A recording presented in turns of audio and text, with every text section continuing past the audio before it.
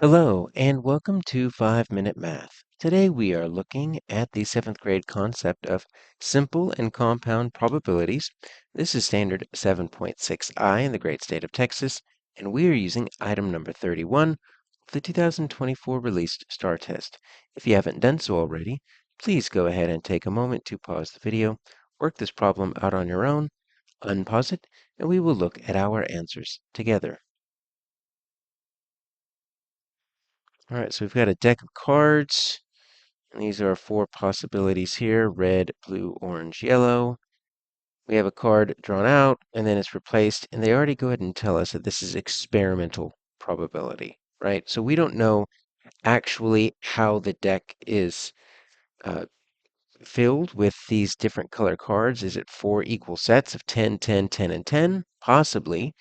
But that would be theoretical probability. Experimental probability is what actually happens when you do the experiment in the real world. You pull out a card and then you replace it 40 times. And as you can see, they didn't pull out the cards evenly, right? Orange was pulled out the most, blue was pulled out the least. So that's the difference between experimental probability, what actually happens, and theoretical probability, what should happen.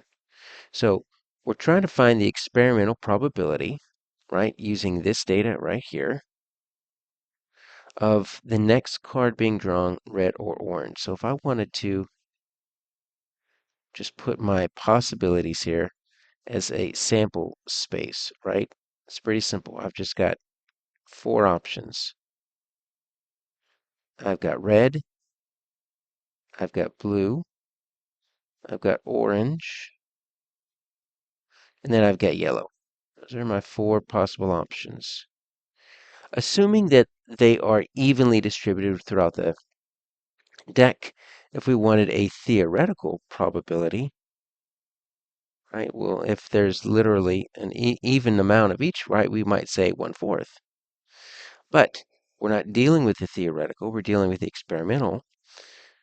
And so what we have here is we need to take a look at how many times was red actually pulled out, right? That's 9.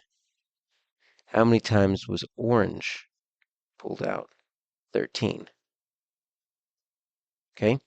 When we're dealing with this word or, that means it could be either red or orange. And so when we're dealing with red or orange, and it's just one simple pull. So this is going to be, that's next card. So this lets us know this is what we called simple probability. You're not doing one card, then replacing it, and then trying to grab another card. That would be compound. If you draw a red, replace it, then draw an orange. That's a compound probability. Simple probability is just you're just doing one event, pulling one card. So if it's red or orange, we can actually combine those two. Okay, so what we're going to do is we're going to just set up a fraction like this. It's going to be red or orange. It's going to be my numerator. And then my total. Right, your denominator is always going to be your total. And that's going to show you the probability. So my red is 9. My orange is 13. We've already said that since you've got this word or, if it can be either one, that means we need to add these two. All right, so we get 9 plus 13, and then that's going to get me over. I could add those if I really need to, but they already tell me it's out of 40 times, right? That's going to be 17, and that's going to be 23, so that's 40. But if you need to, you can go and add them up. All right, so it's going to be 9 plus 13 over 40, so we can simplify that. 9 plus 13 is 22. And if you see that, you should be thinking, I don't see the answer. That's fine.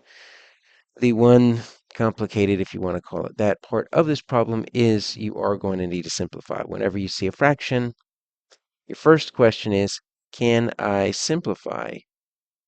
Because you're always going to need to be able to show it in simplest form. Those are both even numbers, 22 and 40. So let's divide by 2 over 2 to generate an equivalent fraction. And there we go. Now we're going to get 11 over 20, and that is going to be our answer C, 11/20ths.